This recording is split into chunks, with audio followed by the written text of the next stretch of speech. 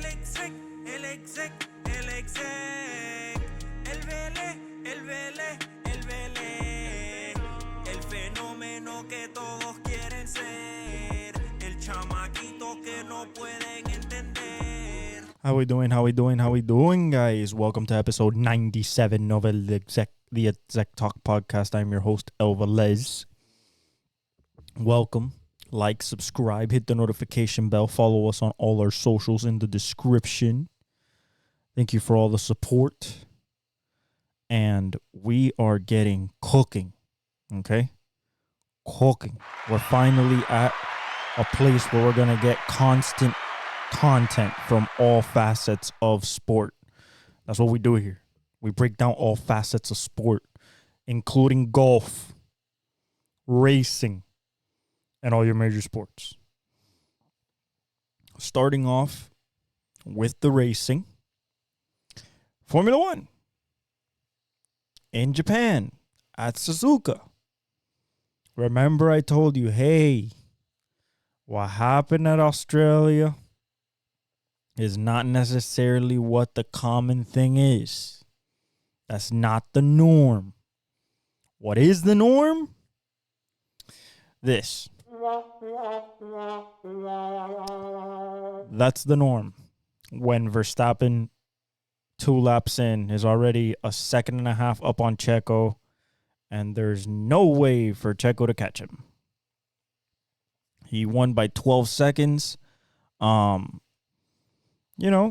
was he dominated. He dominated. The dominance continues. He's won 20 of the last 22 races. It's insane. And there's no really stopping him. Unfortunately, Mercedes has nothing for him. Ferrari has little something, but the race pace is where the Red Bull over this last 3-year run has been consistently better than the rest of the competition. It's just there's two types of pace in Formula One, and it's all because during qualifying you're at lowest. Qualifying session 1, you start with a full tank, right? But by the time you get to Q3, which is qualification session 3, when it's only 10 drivers going for the top 10 spots and pole, you're at the lowest bit of fuel tank. So that means that it's the lowest weight that the car can be with driver in it, and therefore it gives you the fastest times. Now, that is not necessarily conducive to how the race is. The race is a full tank of gas, and the race ends, and you still have gas in the tank. So, like, race pace is basically race pace is basically the definition of what is the car consistently running like and at while under full fuel load and a constant use of the tires.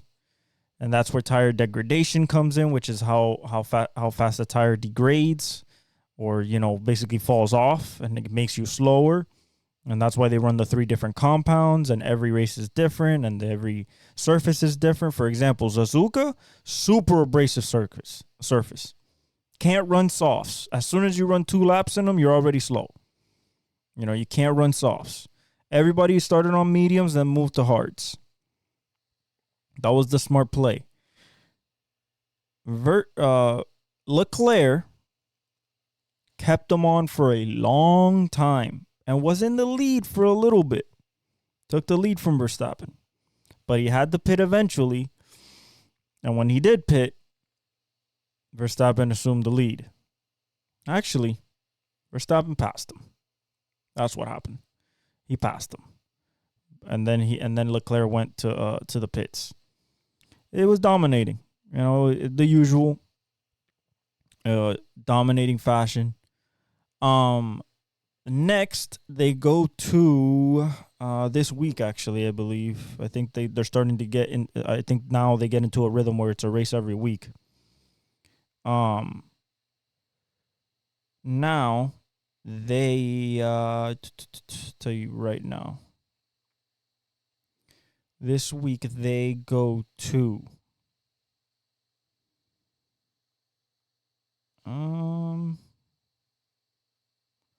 April Chinese. April 18th to the 21st. So next week they go to China for the first time in 6 years. Joe Guan Yu's one of the drivers for Kick Sauber. That's his home race in China because he's Chinese.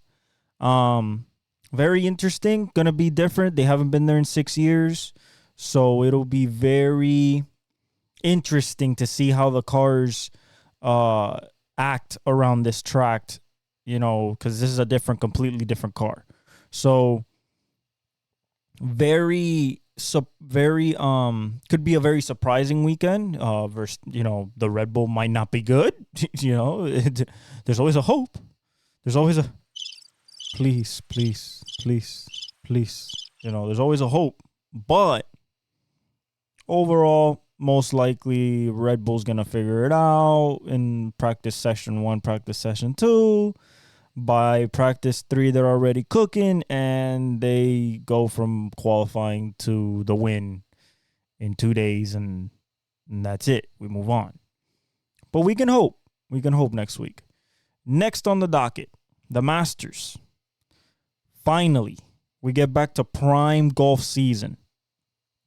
They start Thursday.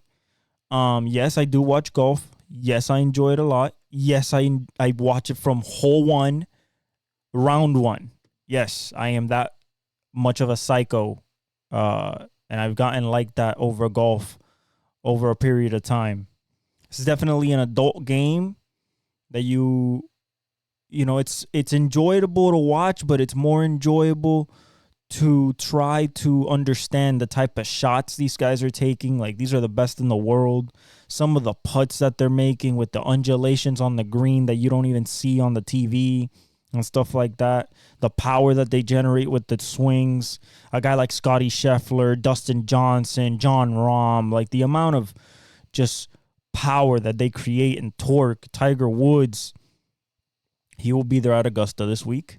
Very excited to see him. They asked him, well, why do you keep coming back? And he just loves golf. You know, true sports psycho. You know, just like every great of all time, they all love their sport very much. And it's hard to walk away. Kobe. You know, Wayne Gretzky, Tom, he retired almost twice because he couldn't let it go. Brett Favre, you know, it's tough for people to let it go. You know, it's tough for people to let it go when you are in love with that sport. Look at LeBron, you know. So it will be a great tournament. Now, if we're talking about who's going to win, it usually falls upon a person in the top 10 of the rankings in the world. So people like I said, Scotty Scheffler, who's won it already. You know, John Rahm, who's run it already. You got Dustin Johnson, who's going to play this week, but he's usually on live. Always you can watch out for Phil Mickelson. Excuse me. You know, Cam Smith. You got Justin Thomas. You got always Jordan Spieth to watch out for. So all the big names will be there, Tiger included. We start Thursday early in the morning. I think like tee off is probably 6:30, 7 a.m. And on ESPN Plus, they start it, and then they move into as the third and fourth round kick in. Then you get your CBS coverage and stuff like that. I'm very excited. I love Amen Corner, of course, 11, 12, 13. Those holes are notorious for changing championships and changing Sundays. If you guys don't like golf that much, I encourage you guys, implore you guys to watch at least Sunday. Watch Sunday, maybe the last 4 or 5 hours, or watch all of Sunday. You'll really enjoy it. Watch all of Sunday. Watch all the people trying to contend and really go for it. And then watch the last 3 hours. The last 2 groups. The guys going for the green jacket. This is the most prestigious honor in golf. This is the one that you want to win. Everybody wins a major, but not everybody wins a Masters. This is the creme de la creme. This is the pinnacle of the golf world. This is the most respected championship in the history of golf. At the wonderful, secluded, private, billionaire's paradise that is Augusta National, where the greens are weirder than any greens. You know, it's not like the U.S. Open where it's created to be difficult. No, this is naturally difficult. This wind can change day to day. You have different conditions. It rained last year. It was cold. It can be hot. I think we're expecting a hot weekend this time around. We'll see. That'll play more into the aggressiveness of the players. If it's raining, you're not going to be as aggressive. You have water on the greens. You know, it's a slick, you know, you can use the contours to your advantage, because the key about Augusta, hit your fairways and hit your greens. If you do that, you'll give yourself a chance. How do you win at Augusta? Got to make your putts. Got to make your par putts and make birdies. If you can do that, you'll win Augusta. Now, that's way easier said than done. Not just because golf is a hard game, just in general, and these are the best in the world. This is the pinnacle of pressure. This is the finals. This is the Super Bowl. Like, this is what these guys strive for from the time they pick up a club as kids. This is what they want to win. This is what every great golfer has won. Tiger, Jack Nicklaus, you know, Seb, Arnold Palmer. Like, you name it, they've won it. If they're one of the greats in the game, they've won it. Some of them multiple times. Tiger has 3 green jackets, 4 green jackets. Tiger has, you know. Scotty's going for his second. John is going for his second. You know, Spieth is going for his second. Like, I love Colin Morikawa. I hope that he gets it, man. If there's somebody that I would want to win, it would be Colin Morikawa. He's a 2-time major champion, won two PGA championships. You know, but there is nothing better than a green jacket, and for him to win it, it would be cool. I love his demeanor. I love the way he plays the game. His hands are some of the best in golf. Hands means control the ball when you're chipping in. So when you're using a wedge, an iron, anything like that, anything that takes a second or third shot on a hole is your hands, especially around bunkers and chipping in and stuff like that. Like, he is magical with that. So is, of course, the best players in the world are. You're talking about a guy like Scotty is probably the best hands in the game. Rahm's short game is incredible. Justin Thomas is good. Jordan Spieth is probably the most creative short game player, along with Tiger and Phil. A guy like Bubba Watson was incredible at it. So, you know, very, very, very excited. Cameron Smith, the Open champ from 2 years ago. You know, it's absolutely incredible. You got to watch this tournament. At least watch Sunday. Super excited for it. I think Scotty, John, the big boys are going to play. I think they're going to go for it. And I expect, you know, one of those 5 that I mentioned in the beginning for them to really distance themselves and go for the green jacket. Okay, next is NASCAR. Okay, so Hendrick Motorsports. Listen, it's been a domination by Gibbs. Gibbs and Hendrick have literally gone back and forth week by week of who wins. Hendrick, on their 40th anniversary of their first win, which was at Martinsville, which was where they were this weekend, with Jeff Bodine in the 5 car, which is the original Hendrick car, which is Carl Larson today. In their 40th anniversary of their first win at Martinsville with Jeff Bodine, they go 1, 2, and 3. The first team ever to go 1, 2, and 3 at Martinsville in over 63 years of running at that track, one of the oldest tracks in NASCAR. It's the 40th anniversary since 1984 of their first win. They dominated They were going against Gibbs, they were going against Denny and Martin Truex and everything. But Hendrick really, like, they dominated. They led of the 400 laps. They led like 266, 265 of them between between Chase Elliott and William Byron. William Byron won, the driver of the 24 car, the most storied. Yeah, I guess you could say the most storied number in Hendrick Motorsports. I mean, you could say the 48 with the 7 championships with Jimmy Johnson, but I think Jeff Gordon, like, is the guy that when you think of Hendrick, you think of Jeff Gordon, the 24, the DuPont Chevrolet of all those years.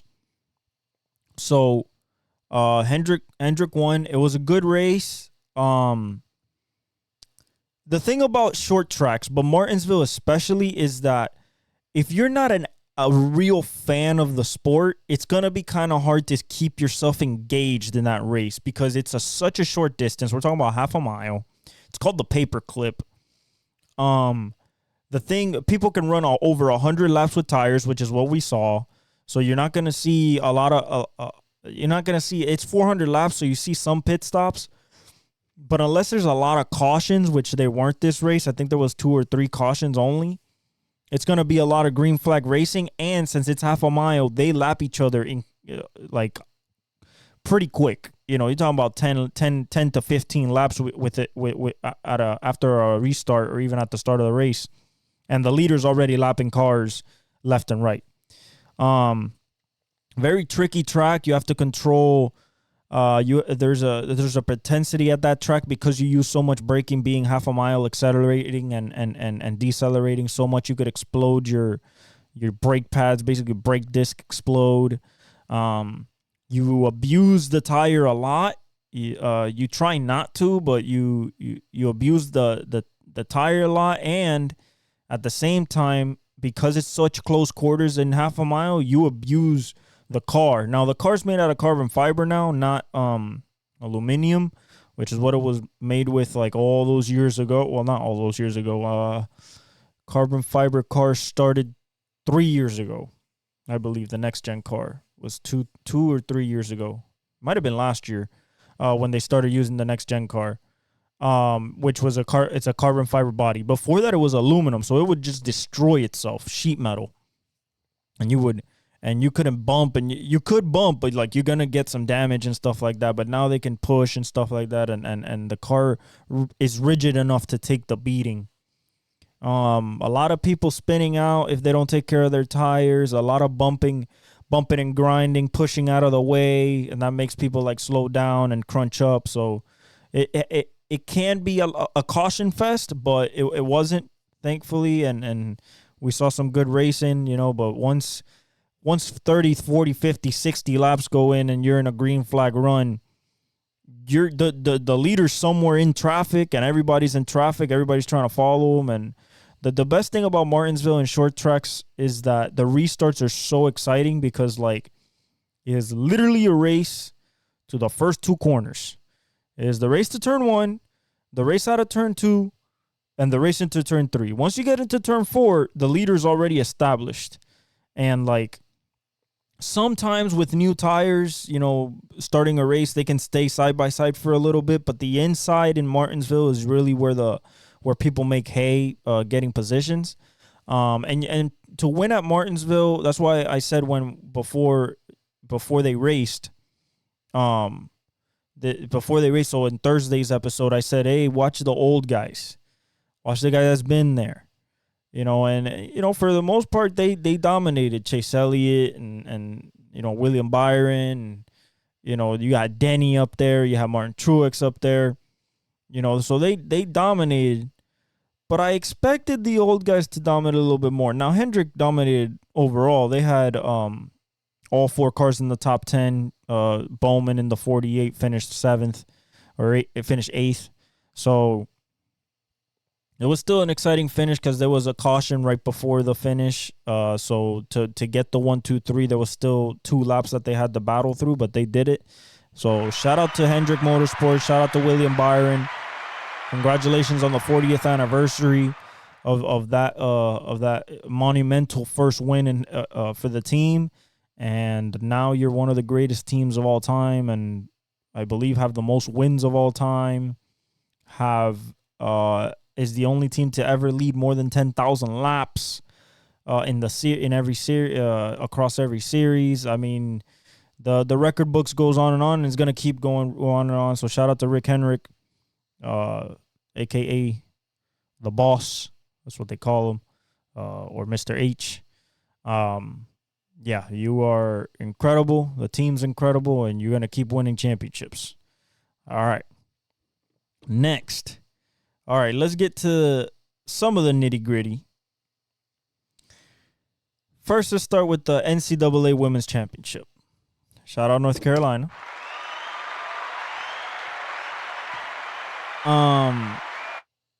Shout out to the Gamecocks, 38-0. Coach Don, third championship.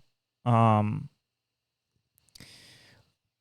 thing I have to say about this game, it wasn't as if you didn't feel that that Iowa could win. But once you saw how much Cardoso was kind of dominating and really using that 6-7, it was kind of like, are they going to stop Cardoso? Can they stop anything that she's doing? And, man, South Carolina hit shots.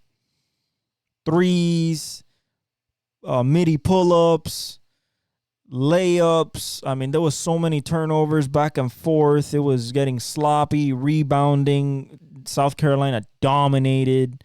And that's why you see, like, they won the chip, because to win in basketball, it's a very simple formula, especially in college. Win the rebounds, win the second chance points, and shoot well. Just well. You don't have to shoot incredible. You don't have to shoot absolutely legendary. Shoot well. Most of the time, you'll win. A bonus to that, win the turnover battle. But that's second chance points. Actually, no. Second chance points is offensive rebounds, stuff like that. But if you win the turnover battle, you win the second chance points, and you win rebounding, you should be able to win. That's a pretty simple formula for basketball. However, when you have anomaly at the center position, who's going to be a top five pick in the WNBA draft. Now, number one, that's Caitlin Clark, who scored 30, was super hot in the first half with 18, hit from three, was finding her teammates. But then Cardoso started to wear on Iowa.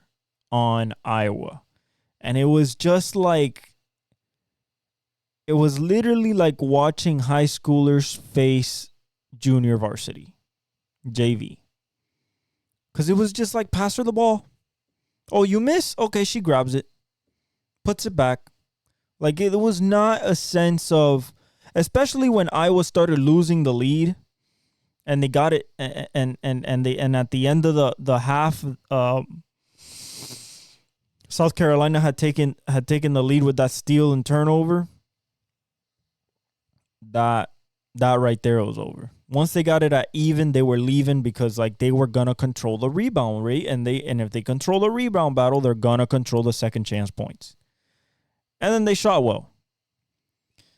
It was a good effort by Caitlin. It was a good effort by Gabby Marshall and Stalky and everything like that. But South Carolina was too much. That freshman was too much. Dawn Staley wants to build dynasty. He has 3 championships. She has 3 championships, excuse me.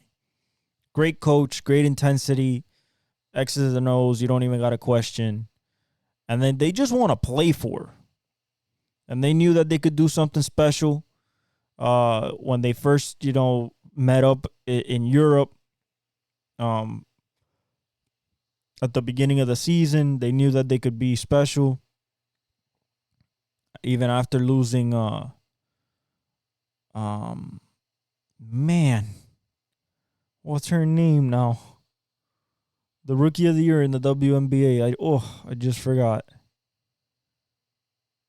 Man, I just forgot. Hopefully it comes into my mind, but I don't think it will. But I know exactly who I'm talking about. And it's not Asia Wilson. It's not Asia Wilson. But even after losing her to the WNBA, they came back stronger. 38-0. Murdered everybody. Just did mincemeat. Everybody. They just next. Like they were just laughing. And kind of in the same vein as, because like Caitlyn did everything she could, and she kept missing in the second half and missing and missing and missing. And I was like, oh, man, she's ran out of gas. Legs were tired. They wouldn't set screens for her.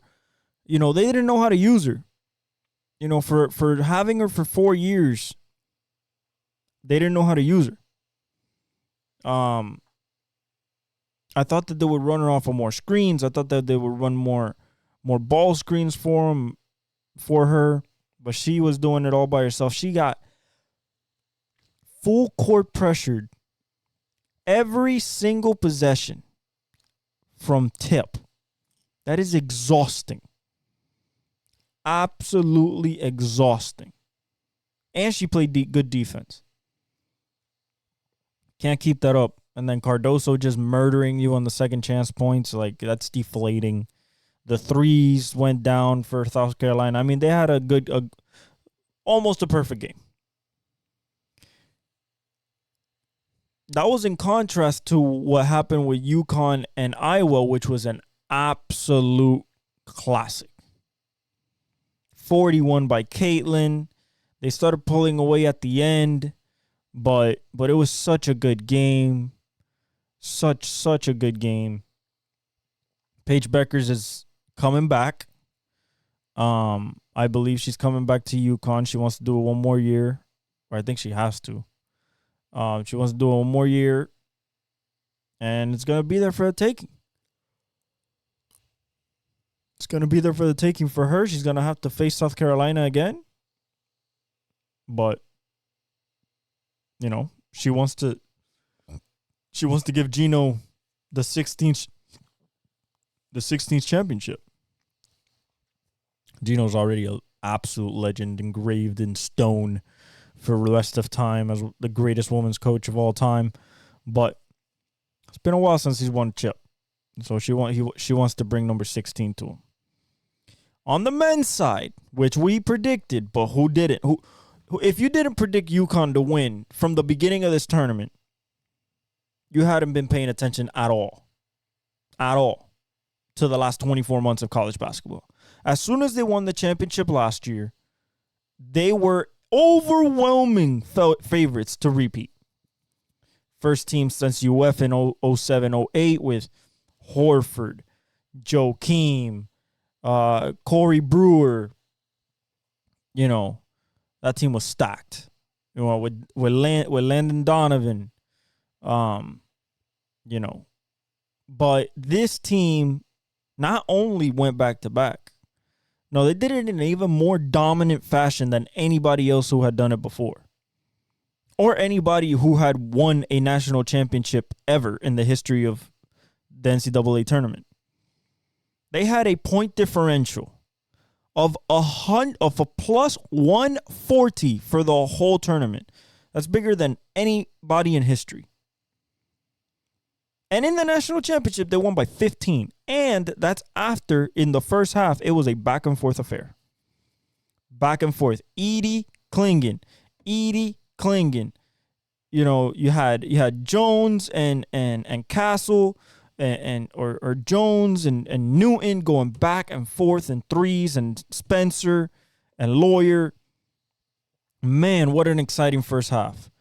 In the second half, what Uccon has done the whole tournament, they turn you over, hit threes, and played great defense. And that's exactly what they did. They did one thing that nobody else could do. They had a dude that could match up with Zach Edey, not to height, because there's Klingon 7'2", and Edey 7'4", 7'5", but in physicality, in let me get in your face, play you one-on-one, in skill, in touch around the rim, rebounding. Klingon is just as good as Edey as that. So they went back and forth. Edey couldn't get deep into the restricted area to make those easy, even though he made a lot of easy ones. Let me not cap. He made a lot of easy ones, a lot of bunnies that he just put himself in position to. But, Tristan Newton won MOP, which is most outstanding players, 2 times in a row. This is the second time he wins it in a row. So he won it last year. He won it this year. 25-7. Efficient. Some crazy plays, playing good defense. My favorite player on Uccon, if I have to be honest, ever since I saw him play, he reminded me of Cam Whitmore a little bit, just kind of how he plays, how he can be like a star at the next level, is definitely Stephon Castle, the freshman. I think he's going to the NBA. I do not see reason to come back. You already won a national championship. You were a big part of it. I think he has really, really big scoring upside at the next level. He has a bag, athletic, can play defense, is long, is a good big 6'6" guard. I just think he has an NBA body and an NBA game, and I expect him to be drafted this upcoming NBA draft. But if he goes back to Uccon to be their leader, that's fine too. But Klingon's leaving. I believe Tristan Newton's leaving. Cam might be leaving. Cam Spencer, the guy who hit the threes. I don't know about Caravan, but you got Diarra. I don't know if I think he'll stay. But definitely Klingon, I know he's leaving. He might be a lottery pick, and Stephen Castle. Listen, I'm happy that Uccon won. Dan Hurley deserves it. Comes from a legendary lineage of coaches, coming from his dad and his brother. His dad went back to Bob Hurley, I believe was his name was. He went back to back with Kentucky, I want to say, back in like the 80s. But shout out to Uccon. I mean, we were all right. We all picked them. Whoever didn't pick them, well, I don't know what you were doing. You were smoking something. All right, because it was pretty evident that they were going to win this tournament the way that they came out round 1, round 2, and especially Sweet 16, Elite 8. They just dominated. So shout out to the boys. They're going to go for a three-peat. I don't think it's ever been done before. Maybe the Wooden era. But probably not. With Kareem Abdul-Jabbar back when John Wooden was at UCLA. I don't know if they won 3 in a row, but it'll be something to watch next year, and we'll see what type of recruits they take away from Duke, North Carolina, Kentucky, who Calipari is out. That's not a joke. It's not a joke. I was stunned. John Calipari, Coach Cal, Mr. Kentucky Blue, is going to Arkansas. I guess this is what happens when you've been throwing freshmen into the NBA for the last 10 years plus. His last championship, I believe it came with Anthony Davis and Karl Anthony Towns. Was his last championship? Oh, it was Anthony Davis and Boogie, I believe. And then from then on, or Jamal won one with Anthony Davis. I think Jamal won one with Anthony Davis. Jamal Murray. But he hasn't won in a while. If we go back to the national champions of the last 5 years, Kentucky's not in there. So they're used to winning over the last 20 years. I guess Coach Cal got tired of the young kids, wants to go to a different pasture. SEC is not the SEC of football and basketball. Like, he was out of blue blood, Kentucky. Very surprising for him to leave, knowing that he can always recruit the best players. You know, maybe he doesn't want to lose his team to the NBA. Maybe it was too NIL. Maybe it was like the Nick Saban move. Like, it was too NIL. People were asking for just NIL and not how you can make them better, which coaches don't like. That's why Nick Saban retired. But, you know, it's a sad day because now where does Kentucky go? Supposedly there were rumblings that they were going to go after Dan Hurley. No, I think Uccon is keeping Dan Hurley for a long time. Okay? So, but shout out to Uccon, man. Shout out to Zach Edey. He put in 30. Played a great game, but to win a national championship, you can't just have a great player. Stephen Curry couldn't do it. You know, you look at the players, you know, Derrick Rose made it to the championship and couldn't win against the Kansas squad with Mario Chalmers and Brandon Rush. And, you know, I believe Jahlil Okafor was on that team.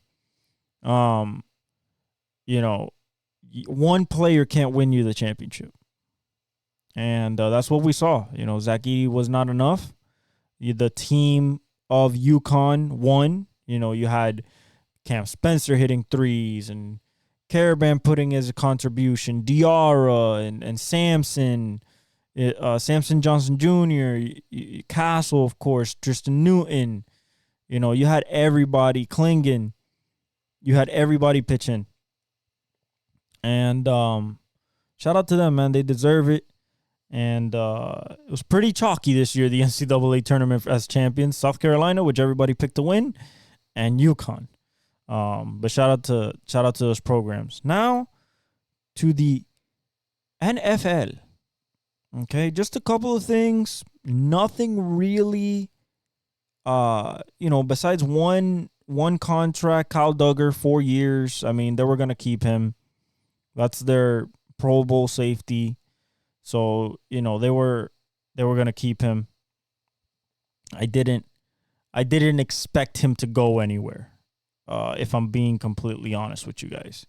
Mike Dana, 3-year extension with a 3-year deal with the Chiefs. Of course, they were going to keep him. Derek Brown reaches a 4-year, $96 million extension. They needed to keep him as the DT in there. Bronny declaring for the NBA draft. I believe that he's rated at a second rounder right now. Listen, I don't care where he gets drafted. I don't care what pick he gets drafted. Wherever he gets drafted, when he gets into the building, they're going to understand why he declared for the NBA draft. He wasn't meant for the college game. He was always meant for the NBA style of offense, the NBA style. He has the brain of his father, the vision, the way he looks at the game and understands the game. It's his father's brain. Bryce has more athleticism, more height, more length, can play the style of LeBron. But Bronny really has the mind. He's really smart, really good defensive instincts, can shoot the long ball. I think that in the NBA, he will be a productive NBA player. Nobody's going to follow up LeBron. Nobody could follow up Jordan, even as his bloodline. You know, nobody could follow up Wade. You can't follow up a Kobe. But you can become something. Look at Seth Curry. He couldn't follow Steph, but he became something. Something he could stand on. A respectable NBA player. Lethal shooter. You know, but the family comes with that. I think Bronny will be a good player. I think he'll be a good defender, good two-way player, develop himself as a point guard. I hope he goes to an organization that's willing to invest in him, willing to, you know, believe in the gene pool, believe in the hard work that this kid has done over the years with LeBron. He is learning from the second greatest of all time. So, he's under constant tutelage. I think the 6'2", 6'3" frame might shy away people. The way that he wasn't productive at the Trojans. He also had Isaiah Collier, which probably will be a lottery pick this year. I don't know if he's coming out, though. I haven't heard anything. But we'll see. We'll see. I mean, he's keeping his NBA transfer window open, even while going to the draft. I believe he will get drafted. But it's all based on evaluation, and if he deems that the evaluation's not good enough, then he'll go back to college. Either way, I think it's good. Why does Arkansas have a vacancy? Because Eric Musselman is going to USC to go possibly coach Bronny. But he entered the transfer portal, I believe. So, I guess he wants to get out of USC, maybe find his own team, be the main guy. Isaiah Collier, like I said, was the main dude. They also had a couple more dudes. So, Kel Van Noy got a new contract with the Ravens. That's good. When you look at the Eagles, they signed Lander Dickerson to a 4-year, $84 million contract. Jordan Mailata, 3 years, $86 million. Bryce Huff, they got from the Jets, a younger Hassan Reddick, basically. 3 years, $51.1. Saquon, of course, and Chauncey Gardner-Johnson. They finally finished their spree by extending Jordan Mailata, which they needed to. The Bills trade Stephon Diggs to the Texans. We talked about this. I still think it was crazy. Still can't believe that that's what C.J. Stroud has to throw to.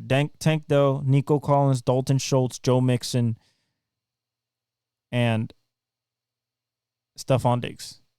It just makes no sense to me. It's incredible.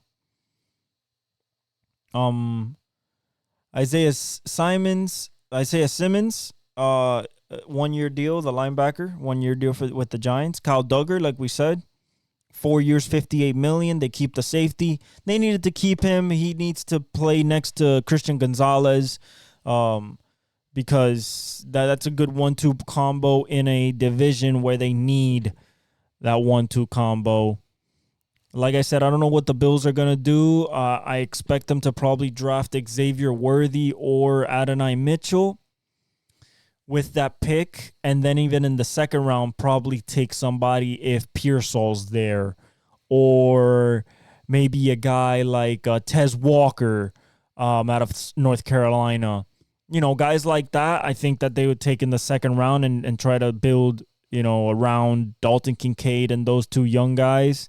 Along with Khalil Shakir, which is another young guy coming into his third year. I believe it'll be his third year. He got drafted 2 years ago. I think that would be a very solid squad to try to build around for Josh Allen. Now that you lost Gabriel Davis and Stephon Diggs. So Kyle Duggar, pretty good. Carson Wentz signed with the Chiefs. He's gonna be in the Chad Henne role. Not that Mahomes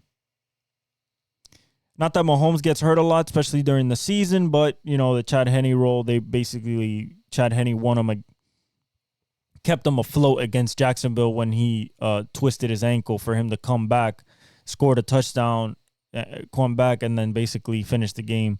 So it was really that's really good by them. I think Carson Wentz, because Andy Reid was the one that drafted him out of Eagles. He was the one that put him in an offense to almost be MVP before he tore his ACL in 2017, and then Nick Foles and the Super Bowl and everything like that. But I think it's a good hire by the Chiefs. If there's anybody that can make them good, it's the Chiefs. And I think in that system and in that building, I think he'll become better. Avonte Maddox signs for $2 million with the Eagles for a year. Randy Gregory to the Bucks at the end, a year, $3 million. Justin Hardy to the Browns, 1 year, $1.37 million. Derek Barnett, 1 year, $2 million to the Texans, and Kendall Lamb to the Dolphins, 1 year, $2.5 million. Just simple things to fill out rosters. Logan Ryan, the veteran DB, corner, safety, nickel. I mean, he played everything.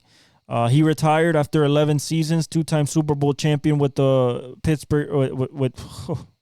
with the New England Patriots. He was part of that Patriots dynasty, the second part of it, when Brady was there and Gronk and everything. It was mainly him and Patrick Chung back there during those days. But, shout out to him. Hell of a career, 2 Super Bowl championships. Will be forever immortalized in Patriots lore. A guy that everybody loved. And just a really smart player, kind of like a Darius Butler. Somebody that just knew where to be. Hard worker. Amazing football player.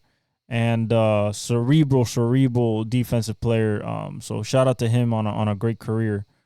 The Los Angeles Clippers assistant Jay Larranaga, which is basically the son. I believe it's the son of Jim Larranaga, which is the coach that has been there for a long time.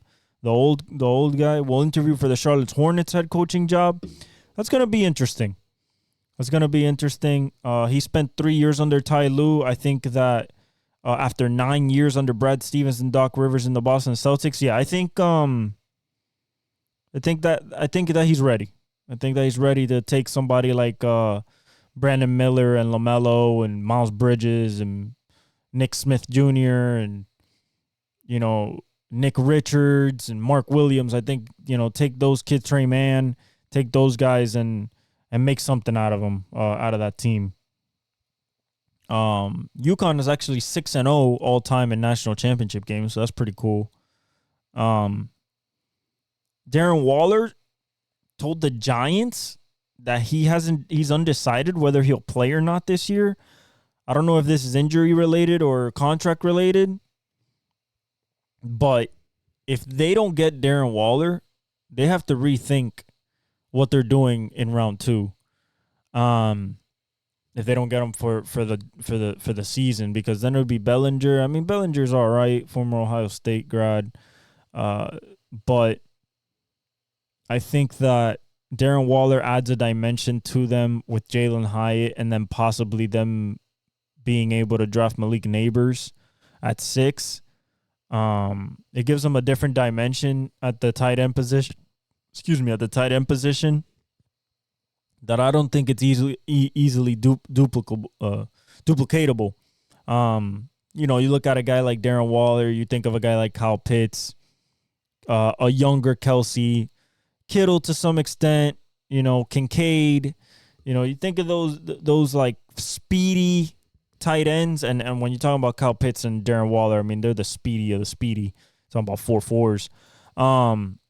But it'd be a big blow for the Giants if he doesn't play. Hopefully he does, though, because I would love to see a bounce back season with him. That would be most surprising. Very nice for him to go back to how he was at the Raiders at the beginning. Next is we're going to go NBA. Okay? We're going to go NBA. We're going to start with some injury news. The Knicks, big blow. Julius Randle's going under season-ending shoulder surgery. He tried to rehab it. It didn't get better. It did get better, but then he re-aggravated it, and then it never got the same. So he needs the surgery. They're gonna lose him for the rest of the season. That means it's him and it's Jalen Brunson, OG Anunoby, DiVincenzo, and Josh Hart. In the playoffs, I think that's enough to get them maybe to the second round, possibly the ECF, but I think they do need Julius Randle at that 4 spot to just be a powerhouse in the defensive end for them to really be locked down. I think Mitchell Robinson will be a good addition, good in the playoffs when it comes to rebounding, but I think that overall not having Julius Randle, that safety valve for Jalen Brunson, even though in the playoffs he hasn't shot it well, that being Julius. But we'll see. I love OG Anunoby. I think he could bring a lot. He's super efficient. He's a relentless defender. DiVincenzo defends. So does Josh Hart. McBride. Like, this is a very, very good defensive team. Mitchell Robinson's a great offensive rebounder and defensive rebounder. Harvenstein can give you good minutes. I think that overall they have a really good team, but I don't think that they have enough of a team where you look at, oh, this could be definitely in the finals or in the Eastern Conference Finals. But we've seen other stuff happen, but I don't think it's possible without Julius Randle. But we'll see. On the standing side, there's 10 games going on right now, guys. A lot of things are moving and shaking. We got Pacers, Raptors right now. We got Heat, Hawks. Celtics, Bucks, Magic, Rockets, Wizards, Timberwolves, Kings, Thunder, Nuggets, Jazz, Knicks, Bulls, Spurs, Grizzlies, Mavericks, Hornets. Mavericks won 130-104. No, it's an absolute spanking. 76ers just beat the Pistons 120-102. We have Lakers, Warriors, direct 9 versus 10 matchup. Probably a preview of the playing game, the second playing game at 10 on TNT.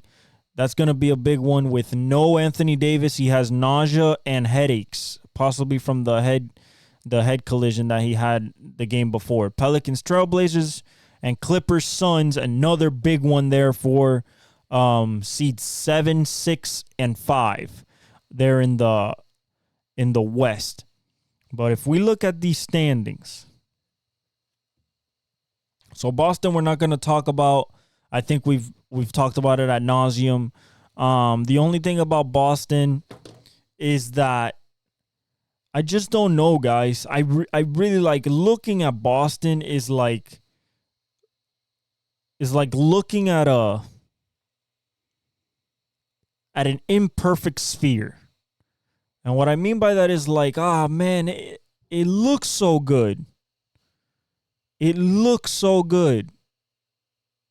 But there's just that crack, that scratch, and it just doesn't make it a full masterpiece. And I think that's their problem with the three-point shooting.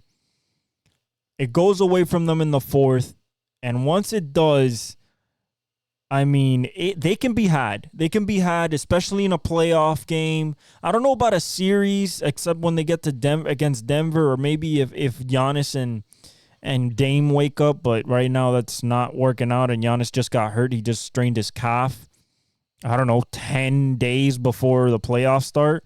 So we got to monitor that.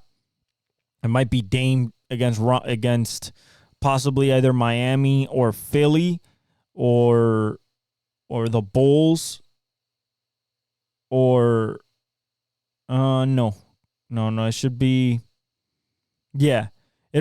Right now it's Miami or Philly. It would just be Dame by himself. So if Giannis is not healthy with that calf strain, which calf strains they're tricky. It's a soft tissue injury. Rehab. Time and rehab is the only thing that'll get him better. So we'll see how that is.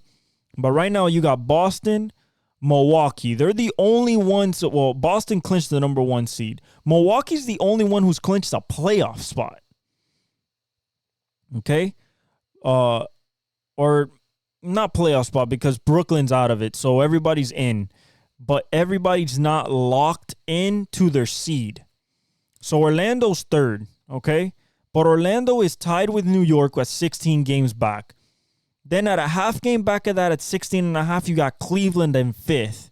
Then you have a game back of Cleveland in 5th. You have Indiana at 17.5 games back.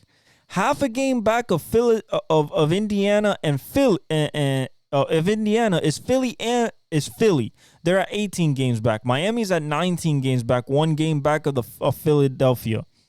And then nothing's happening with Chicago or Atlanta, even though Chicago's 25 games back, Atlanta's 26 games back. So they can definitely switch for 9 and 10, but they're still going to face each other. So that's it. Everybody else got eliminated. Brooklyn eliminated. Toronto, Charlotte, Washington, and Detroit. They're all eliminated. Who is the hottest team right now? Well, look, Milwaukee's lost 4 in a row. Boston's already clinched, but they've won 5 in a row. Orlando's won 1. New York's only won 1, and they're 6-4 and 5-5 respectively. In the last 10. Cleveland's on the downslide. They're lost 3 in a row, 3-7 in their last 10. And you got the Pacers have won 2 in a row, and they're 7-3 in the last 10. So they're kind of on the upslope. The Philadelphia 76ers are the hottest team in the East right now. They've won 6 in a row and 7-3 in their last 10. Why? Because Joel Embiid is back. That's why. And Miami has lost 1 in a row, and we're 6-4 in our last 10. Tyler Hero came back, though, but we still lost against Philly. In the West, it is as tight as it can be with just 54 and 24. So the 50 plus, 54 plus 24, 64. Then I had another one. They're at 68 games. We're 4 games left. 4 games left. And it's tied at the top. Minnesota, Denver, tied for the 1 seed. Minnesota has the tiebreaker. They're 7-3 in their last 10. So is Denver, 7-3 in their last 10. OKC is 1 game back of the 1 seed. 1 game. Okay? 1 game, they're 5-5 in the last 10. They're getting everybody else healthy. Jalen Williams came back. Shea came back. So I think they'll win these last. If their opponents are okay, let's see their last 4 opponents, and let's see who they got. They got the Kings today. That's a pretty tough matchup. They're losing right now by 7 early third quarter. Spurs, they should dominate. The Bucks will be interesting, especially with no Giannis. And then you got the Mavericks closing out. That's the big one. The Mavericks. That's the big game. The last game of the season for them. Because that might determine number 1, number 2, or number 3 seed. Depending on what happens in the other games. You have the Clippers at 4. They've won 3 in a row. They're 7-3, kind of on a hot streak after the lulls, but they're 4 games back. So what can happen to them? Well, Dallas is just a game and a half back of the Clippers at 5.5 games back. Dallas is on a 4-game win streak, 9-1 in the last 10. They are scorching right now. I mean, Kyrie and Luka, I think, combined for 82 or 92 points the last game. It was something insane. Kyrie went for 50, I think 52. He was on it. I mean, I'm so scared. Not scared. I'm so excited to see those two in the playoffs. These are 2 playoff risers. What does that mean? That whatever they do in the regular season is not comparable to what they do in the playoffs, especially Luka. I believe Luka will. It's hard to get to 35, 36 in the playoffs. It is possible. Mike has done it, but it's Mike. Once you get past 30 a game in the playoffs, you're literally doing something. And Luka's constantly there. And then Kyrie, as a supporting role, he can average easily 27, 28. And they'll be very, very tough to beat now with Gafford, PJ Washington. Very, very tough to beat. I like that team a lot as a dark horse. Then you got Phoenix, which are 7-3 in their last 10, but they're already. I don't think that's a race anymore. Okay, so I think this is what the separator is. Dallas can still catch the Clippers if the Clippers slip, but the Clippers have 1.5 game lead for the 4th spot over Dallas. That's 1.5 games. Phoenix cannot get to Dallas. I don't think so. They're 8 games back, which basically puts them 2.5 games back of Dallas. I don't think Dallas. Let's look at their schedule. Dallas can beat the Heat. Dallas is going to destroy the Pistons, and then you got Mavericks Thunder, which can also be for that crucial 4th spot and the 1, 2, or the 3. That's going to be a big game. Probably on. Let's see if it's on ESPN. No, it's by itself. So maybe they flex it into ESPN, because that would be a very big game. You got Phoenix at eight behind for number one, but they're 2.5 behind Dallas.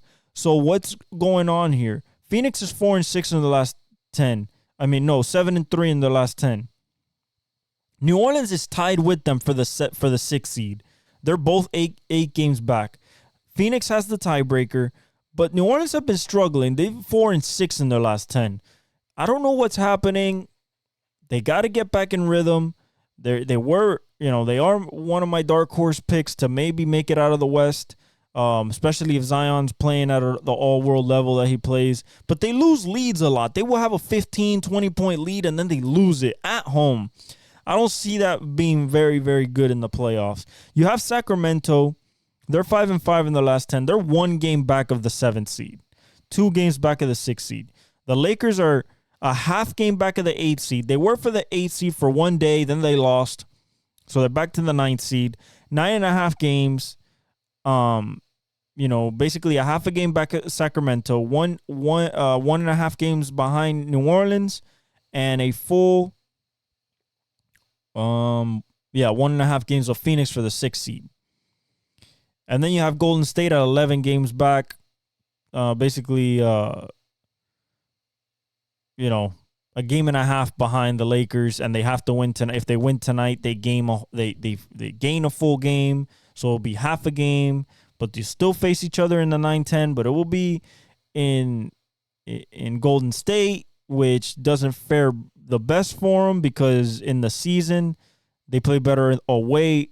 They're 20-19 at home, 23-16 on the road. So they're 7-3 in their last 10. Golden State. The Lakers are 8-2 in their last 10. So they're kind of like surging right now, but they're not going nowhere. The Rockets got finally eliminated. Utah is eliminated. Memphis is eliminated. Portland's eliminated. And San Antonio's eliminated. So it's gonna literally come down to the last 4 games of the season. And it's very exciting to finally be at finally be at playoff intensity and importance. We're going to see the best basketball in the world and this season in about a week. Okay. So, last but not least, of course, we got baseball, right? So before we get into any of the standings or how people are doing, I just want to say that Yoshinobu Yamamoto dominated the Cubs. 9 Ks in 5 innings. The fastball sitting at 95, 96, locating it perfectly. High heater, inside. He looked great. Perfect location, good pitch sequencing, and just destroying the Cubs hitters. So I think that between him and Shota Imanaga, because he pitched a gem against the Dodgers as well. Between them two, they could possibly battle for the Rookie of the Year this year. Maybe the Cy Young. Too early to tell for the Cy Young, but for the Rookie of the Year, I think it's very possible. Even though Jackson Churio and there's some other people that will say something about that. So going to the standings of baseball. The Yankees are 9-2 in the AL East.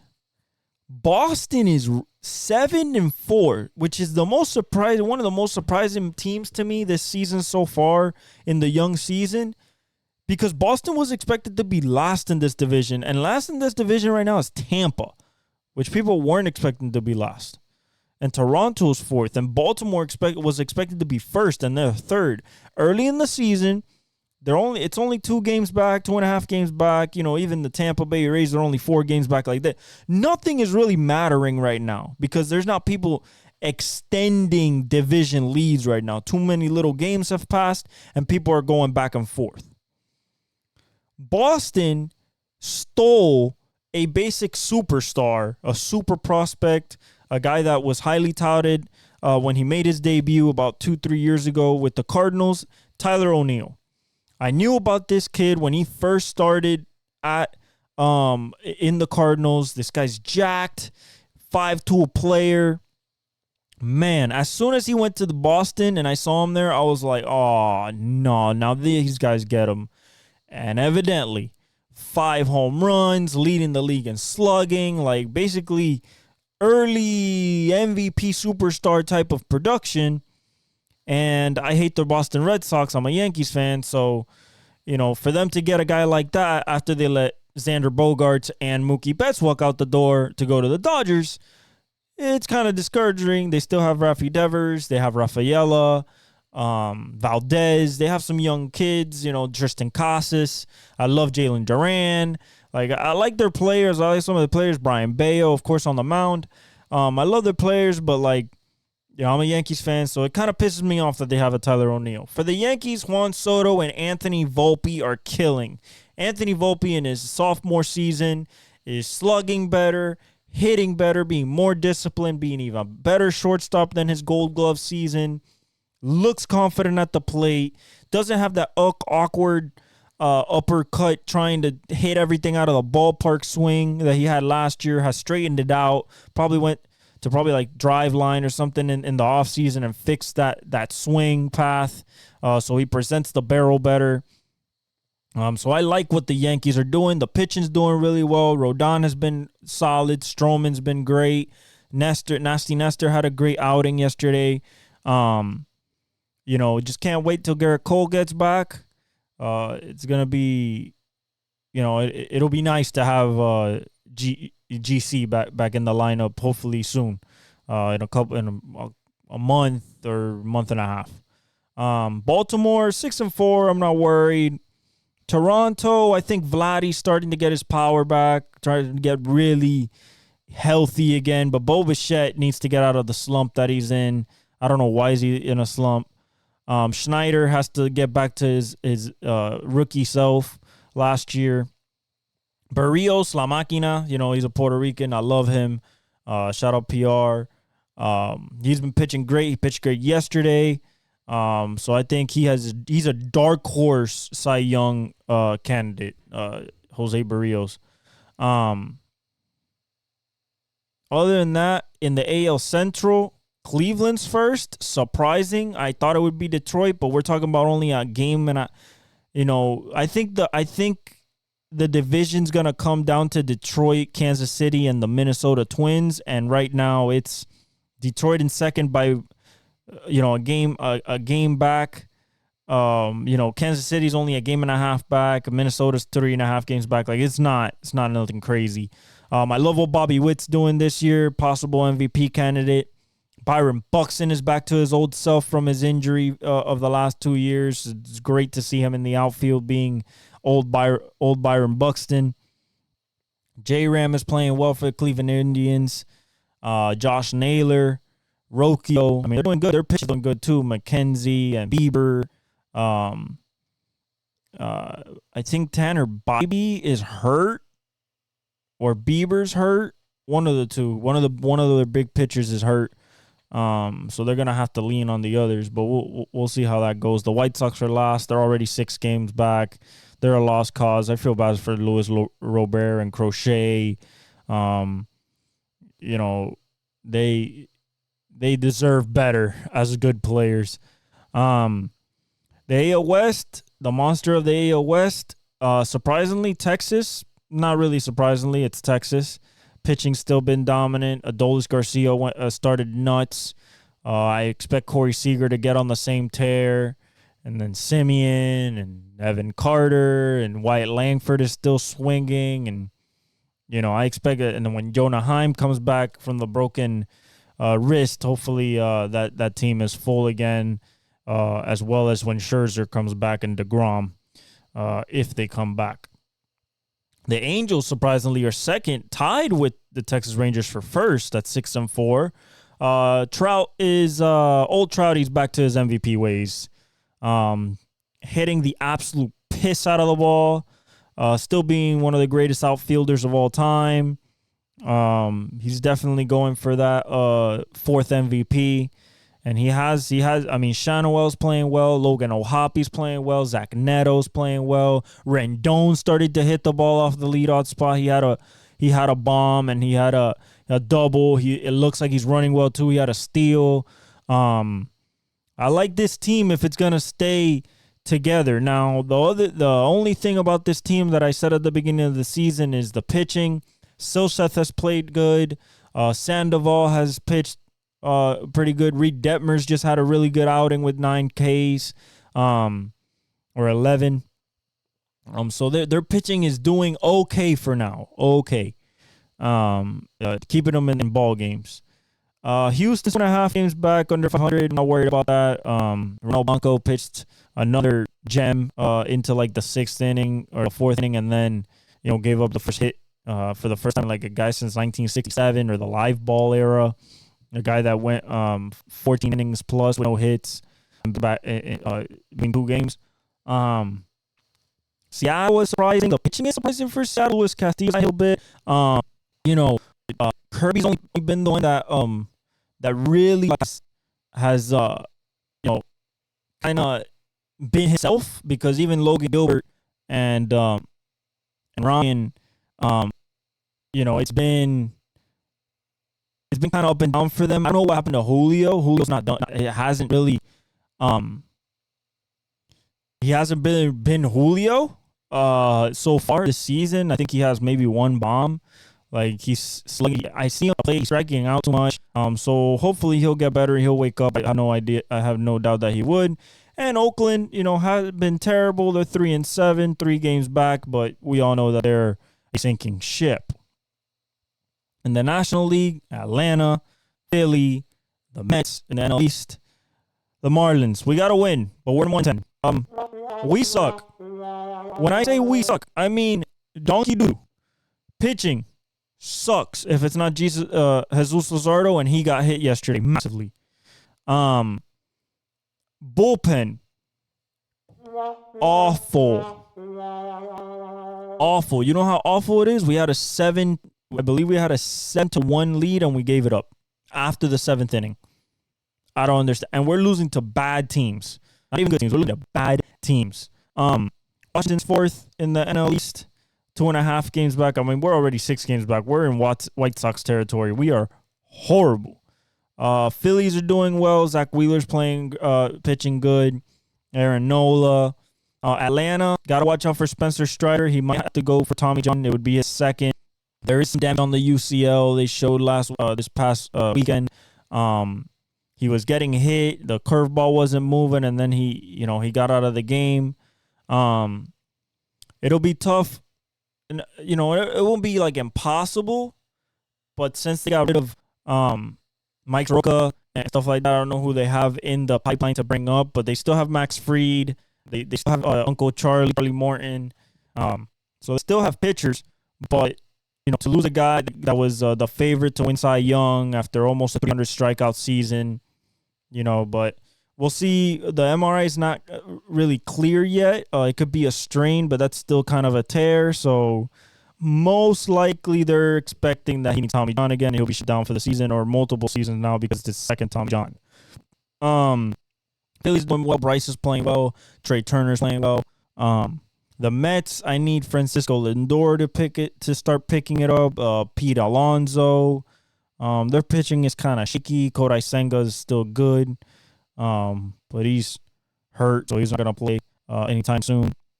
Washington, I like the kid Lincecum. I've always liked C.J. Abrams, Mackenzie Gore, Josiah Gray. They just need to put it together.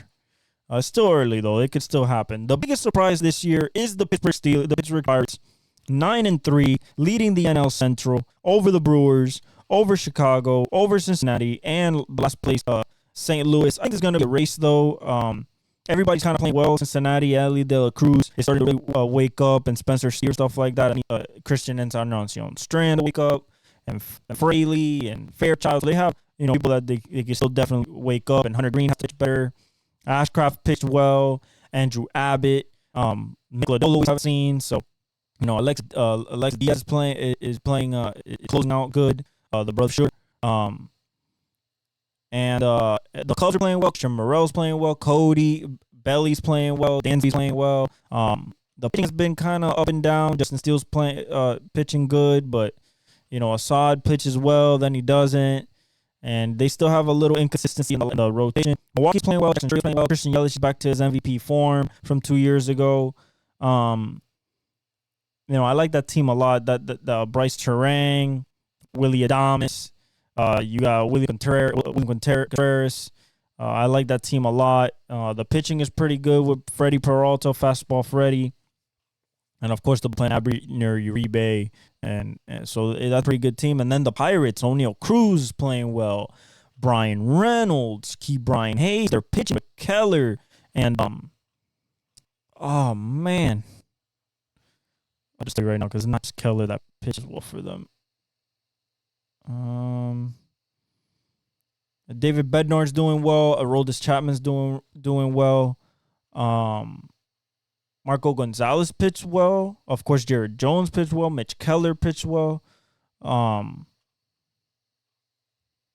Perez pitched okay. So they have some good arms. Henry Davis has to still wake up, but they still have O'Neal Cruz, Brian Hayes. Connor Joe is mashing the ball right now. Jared Triolo's been good. Brian Reynolds. And Kutch is hitting well as well at DH. So, overall, really, really, really good for the Pirates. I think it's sustainable for them, but we shall see and they still got Paul Skeens to come up. So, and Jack Sawinski's still there, is playing well. So, we'll see how they go, but I like what I see so far. And then, of course, the NL West, LA Dodgers, number 1, of course. Then you have the Padres, which is much improvement from last year. They're under 500 at 6 and 7, 3 games back. Arizona's 4 games back. San Francisco 4 games back. Colorado is 5 games back. I expect Colorado to stay at the bottom of this division. I expect the Dodgers eventually to just get in a stride where they kind of blow everybody out the water. Yoshinobu